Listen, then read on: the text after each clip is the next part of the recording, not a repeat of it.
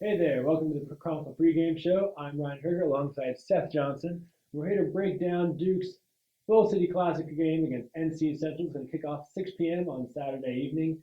The first game in the newly renovated Wallace Wade Stadium here on Duke's campus. Now, Seth, before we get too far down the road previewing the Eagles, let's take a step back and talk about Duke's season opening win at Tulane. It's been a while since we saw Duke in action. Played last Thursday down in New Orleans, 37-7, the final score there. What did you like about what you saw from Blue Devils on Thursday night? Definitely liked Thomas Sirk at quarterback. He looked like he had a lot more poise in the pocket than what we thought he might have. But then again, with David Cutcliffe being the head coach of this Duke team, it's not really that surprising, and he didn't seem to be that surprised this week at his lunch teleconference. Also, T.J. Roming, the freshman coming off the fall camp that he had, seemed to be very athletic and very agile in the receiving core, and that seemed like a big positive for the team moving forward. Yeah, Romney had 6 catches for 70 yards in his college debut. John L. Barnes, on the speedy receiver for Cirque on the outside, had a big touchdown pass, benefited from a big block by tight end David Reeves down the sideline. So plenty of good things for the Duke offense in that Tulane game, but they're also really able to stifle the Green Wave on the defensive side of the ball. Talk about that effort, especially in the run game. Right. So last year, Tulane was able to run it down Duke's throat, and the Blue Devils this year really stepped up in that category. They had, I think, 25 rushing yards given up on 23 attempts, which is great for the defense, especially a defense that's been talked about being undersized all offseason.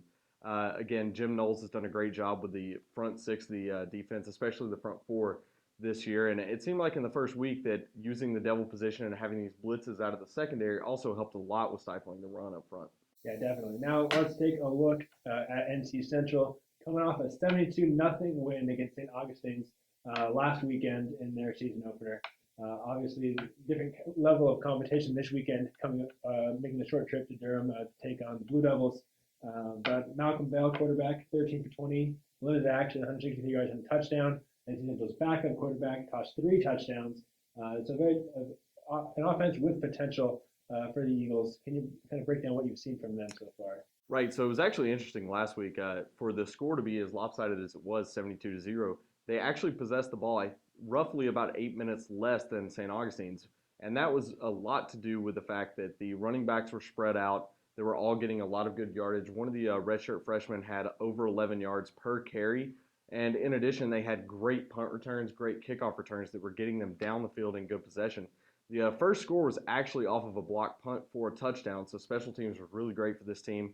That's also something that Coach Cutcliffe mentioned this week that he has to worry about with this team, and he definitely prides the Blue Devils in having great special teams. But Coach Mack in his second year at NC Central definitely has done the same across town with NC Central and the Eagles.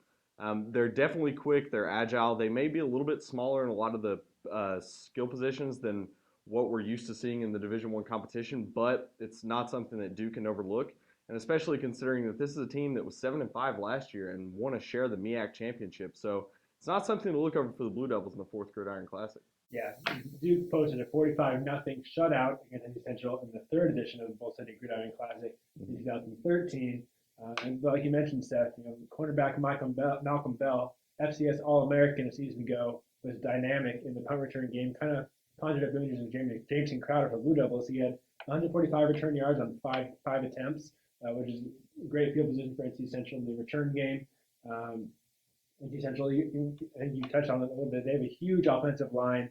4 of their 5 linemen are better than 300 pounds, so a lot of room to work with up front. Their running backs average, I think, more than 4 yards per carry against the Falcons last week. So you talked earlier about Duke's defensive line being a little bit undersized, a lot of converted linebackers playing up front. Mm-hmm. So they're going to have to work hard to get some push up front against a really stout Eagles defensive line.